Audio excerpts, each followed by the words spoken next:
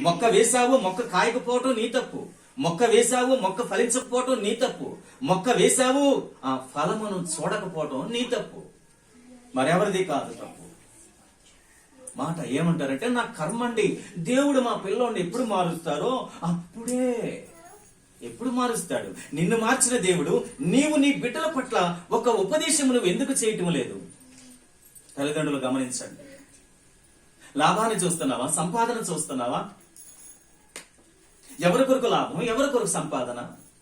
ఎవరిని సంతోష పెడుతున్నారు? ఎవరికి మేలుగా ఉన్నారు? ఎవరికి తృప్తికరంగా ఉన్నారు?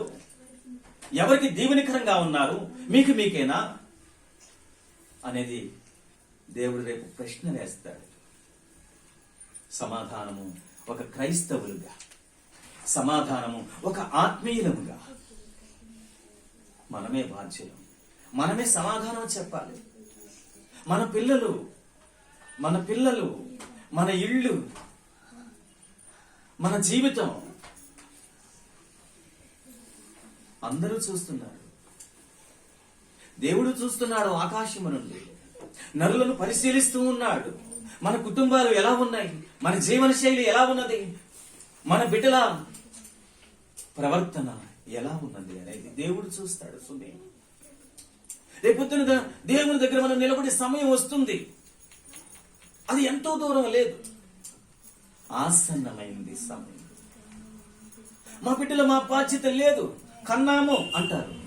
బాధ్యత నీదే, కనటం బాధ్యత నీదే, పోషించటం బాధ్యత నీదే, పెంచటం బాధ్యత నీదే, నేర్పటం బాధ్యత నీదే, వారి ఉద్యోగ బాధ్యత నీదే, వారి వివాహ బాధ్యత నీదే, వారి కష్టనష్ట బాధ్యత నీదే.